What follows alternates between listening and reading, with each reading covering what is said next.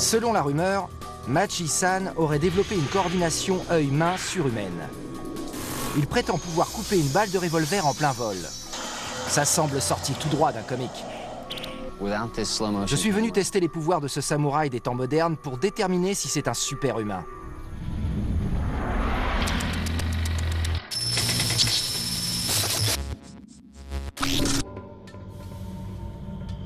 Les premiers samouraïs sont apparus il y a un peu plus de 1000 ans, et ils étaient vénérés pour leur talent au combat.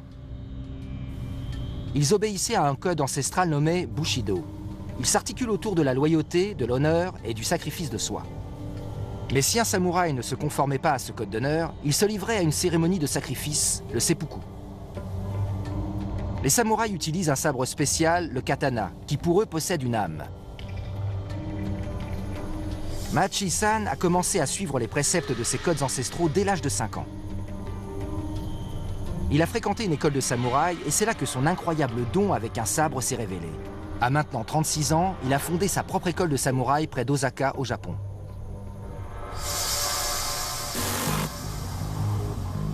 Pour savoir si sa coordination œil-main est surnaturelle, j'ai fait venir Machi-san aux États-Unis pour confronter ses pouvoirs ancestraux à la science moderne. C'est la première fois qu'il se rend aux États-Unis et je lui ai demandé de me retrouver sur un terrain de baseball. Konnichiwa. Bonjour, je suis Daniel. Je serai assisté dans ma tâche par le docteur Ramani Durvasula, professeur à l'Université d'État de Californie. Elle étudiera Machi-san pour voir s'il possède vraiment un don qui le rend unique. Je veux entrer rapidement dans le vif du sujet pour voir les pouvoirs de Machi-san à l'œuvre. Je l'ai mis au défi de couper une balle de baseball en plein vol avec son sabre. Ça peut sembler facile.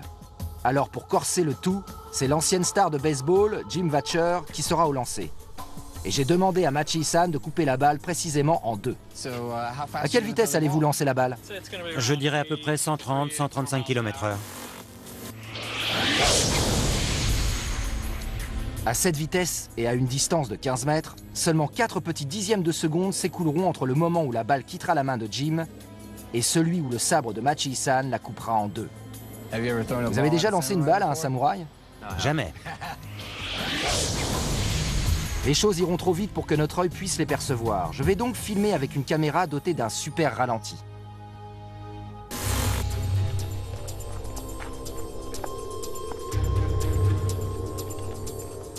Machi-san est en train de se préparer.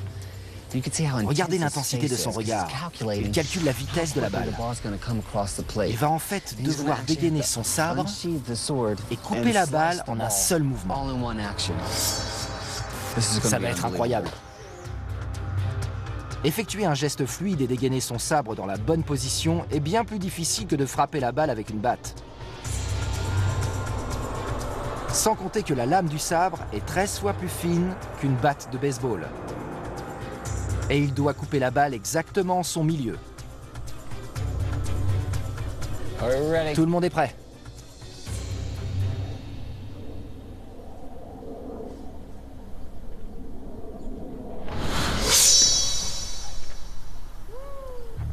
Il a réussi.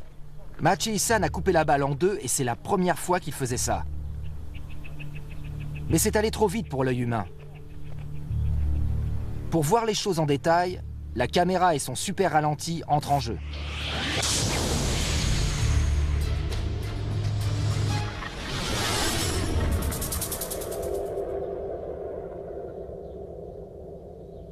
C'est incroyable. Et superbe aussi. Superbe, plus rapide qu'un clin d'œil.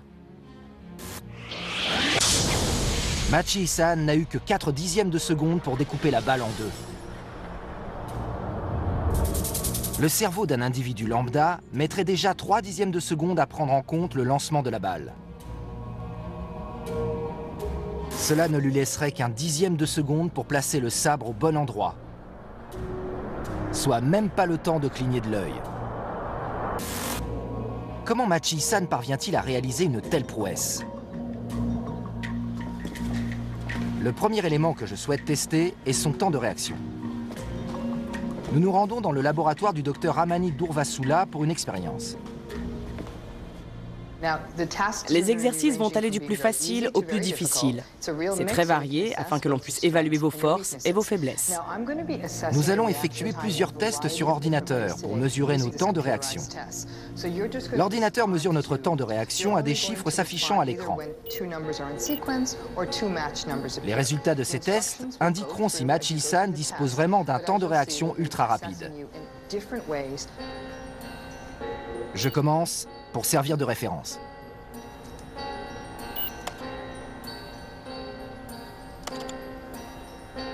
Bon, quels sont mes résultats? Nos mesures ont montré qu'en général, vous vous situez dans la normalité. Vos résultats sont similaires à la moyenne. Au tour de Machi-san.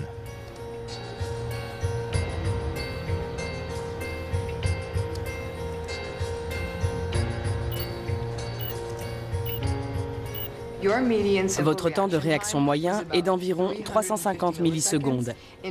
Celui de Machi-san, de 250 millisecondes, est clairement au-dessus de la moyenne. Mais est-il un super-humain? Absolument pas. Que pensez-vous de vos résultats? Je pensais faire bien mieux que la moyenne, compte tenu de ce que j'arrive à réaliser. C'est assez décevant d'apprendre que je suis juste au-dessus de la moyenne. Si l'extraordinaire capacité de Machi-san ne s'explique pas par son temps de réaction, d'où lui vient ce don si exceptionnel? Pour le savoir, je tiens à voir ce samouraï des temps modernes repousser les limites de son talent.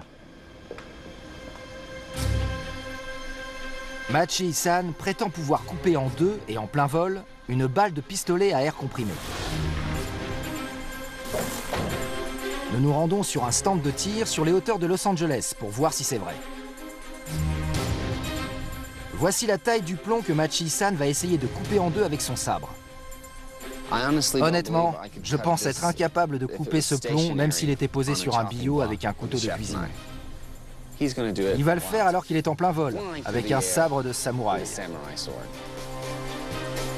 Non seulement le plomb est minuscule, plus de 4000 fois plus petit qu'une balle de baseball, mais quand il est expulsé d'un pistolet à air comprimé, il se déplace à plus de 320 km/h. Machi-san réussira-t-il l'exploit surhumain de le couper avec son sabre?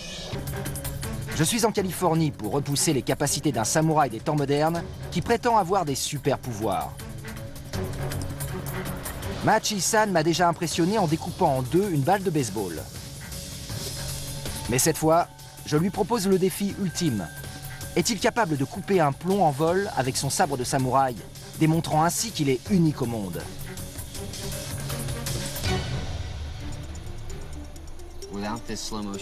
L'expérience est sur le point de commencer. Le docteur Ramani Durvasula est là pour m'assister. Bon, on est prêt, Kei? Kei va tirer avec un plomb sur Machi-san à une distance de 21 mètres. Un plus grand nombre de variables entrent en ligne de compte.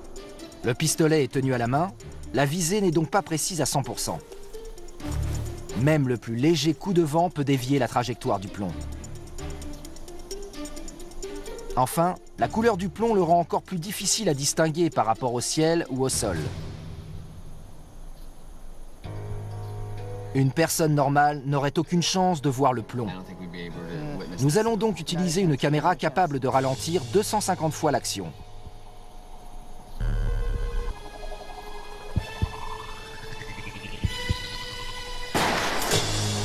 J'ai entendu un truc. Le seul moyen de savoir si Machi-san est parvenu à couper le plomb est de faire un retour en arrière avec la caméra.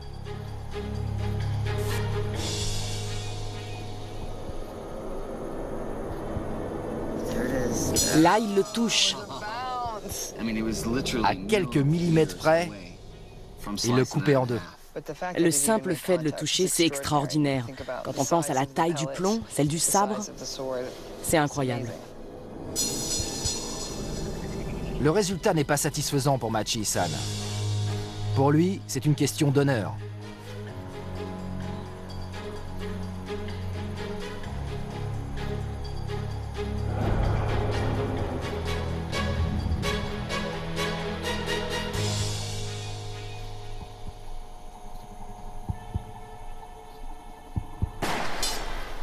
J'ai entendu, mais j'ai rien vu. J'ai vu un éclat. La lame a fendu l'air. Bon, on va revoir ça.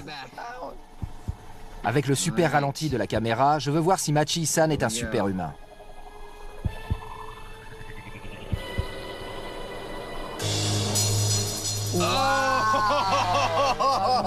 Incroyable.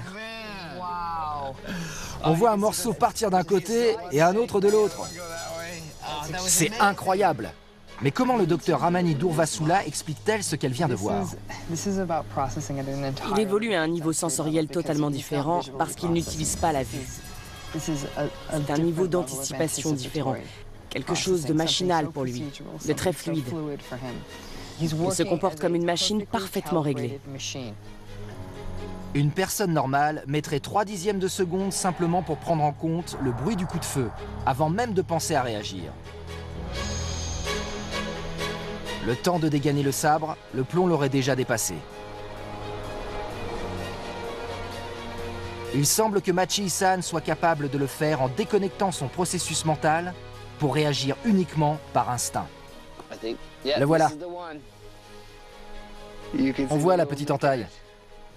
Cette minuscule chose, il l'a entaillée avec un sabre.